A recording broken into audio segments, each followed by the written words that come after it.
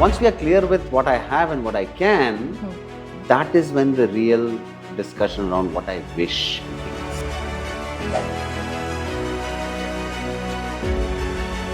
Hello and welcome to Up Close and Personal at Invoke It Studio. My name is Rhea and I'm very excited to delve deeper into the heart of leadership and education equity today with our guests. Today I have with me Mr. Sanjay Purohit.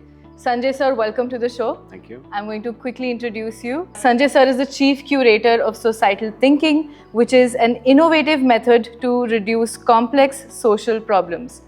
We are with him today and we're going to talk to him about a lot of things that he's been involved in with Shiksha Lokam for the past many years. Sir, welcome. And I want to start by asking you about micro improvements. Right? You've been a champion of micro improvements, but for our viewers and listeners today, I'd like for you to shed some light on how micro improvements can help all stakeholders involved in education equity, from CSOs to the government to the actual stakeholders.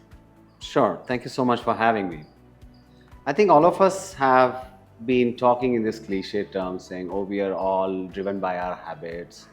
And how do we change our habits? And if we don't change our habits, we never change. And people struggle all the time. But systems have habits, organizations have habits, individuals have habits. Right. And so the real question is, can we have better habits than the ones we have had before? Right. So I walked into a school in 2017 and behind the chair of the school principal was a poster that said, do one thing every day that scares you. I asked him, why do you have this poster? What are you trying to say here?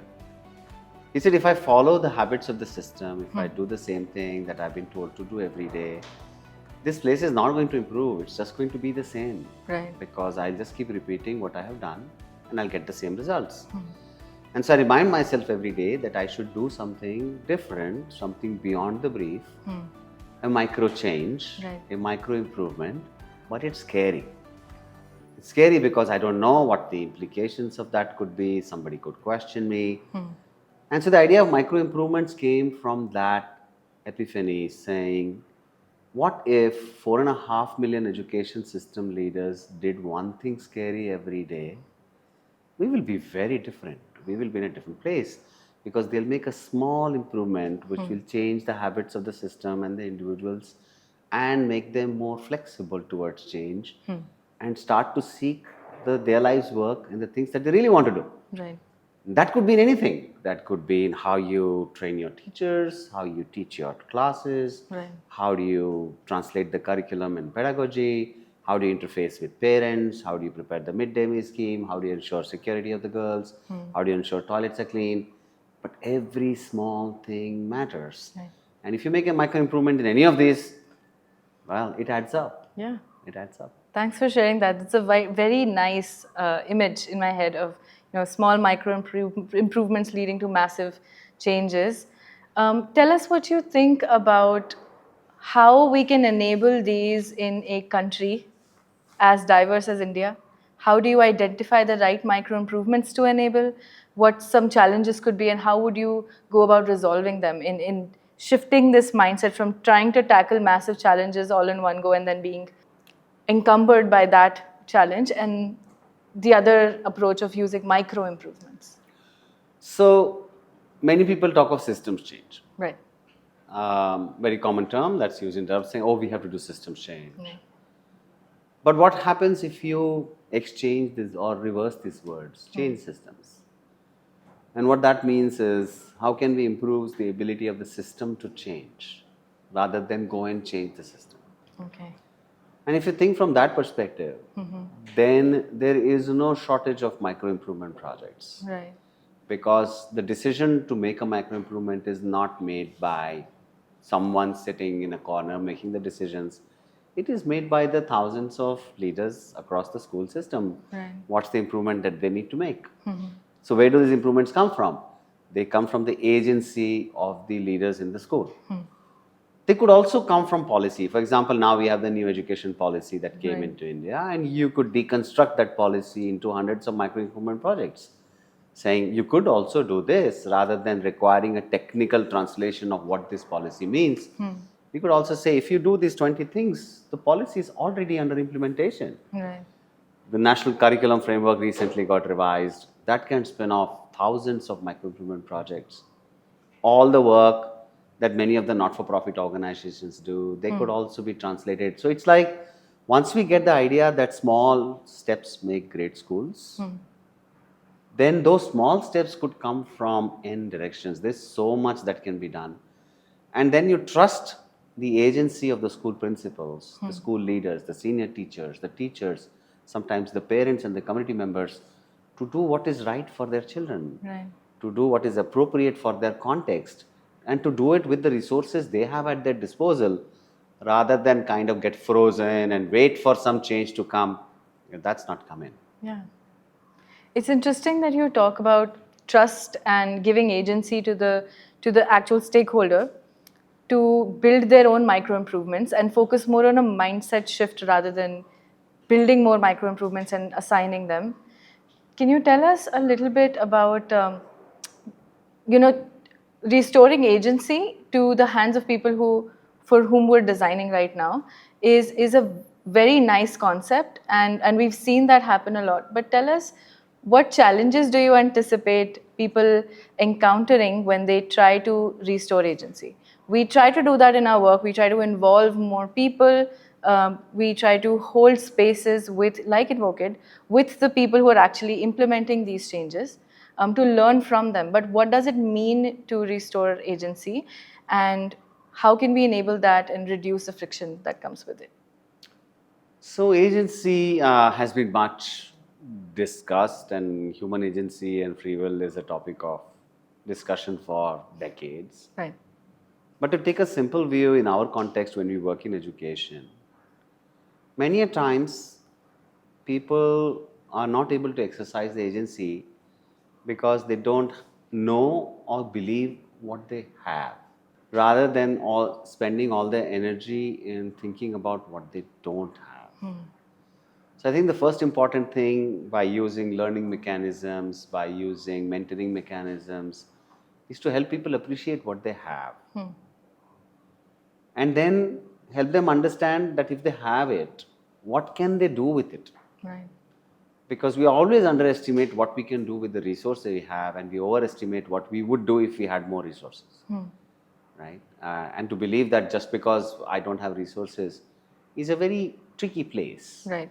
We do understand that we are highly under-resourced in our government schools at scale. But the question is, can we do something what we have? And what we have is what is in the school, what is in the community, what is in the people we know, all the NGOs that work in my region, so forth. And what can I do with it? Right. Once we are clear with what I have and what I can, that is when the real discussion around what I wish begins. Right. And that is where agency starts to get unlocked, because most of the time when people lose the agency, they stop wishing. Yeah. What's the point? Nothing's going to happen, nothing's going to change. Right. And you tend to more and more get sort of stuck in this narrative that I have nothing, I can do nothing. What's the point in wishing that I could do something different? Yeah. So I think what's important is to set off this virtuous cycle by giving them small micro learnings to help them understand what do they have. Right. Micro improvement projects, Right. I can do something. Yeah.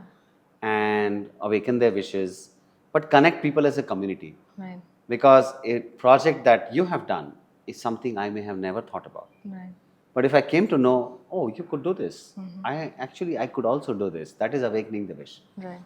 And it's a virtuous cycle, it's like a spiral. And as they Yeah. keep doing this, and people's agency comes back to life. Yeah. I don't think it's a question that people don't have agency, it's just that they lose the ability to exercise it. Yeah.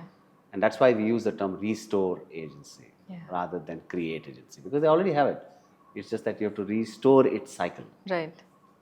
I'm hearing a lot of, so I studied this recently about introducing comfortable challenges. Because otherwise it's an insurmountable mountain.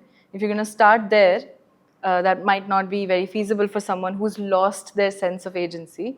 Introducing a micro improvement can help cross that threshold and restore that faith that, yes, in fact, I can do something. Yes. Yeah, thank you so much for sharing that. I'm going to shift gears a little bit, and I'm going to ask you, You're here today at Invocate 3.0.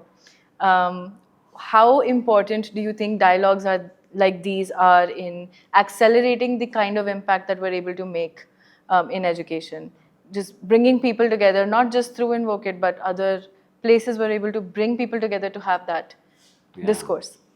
If in your question you replace the question mark with an exclamation mark, you'll have the answer.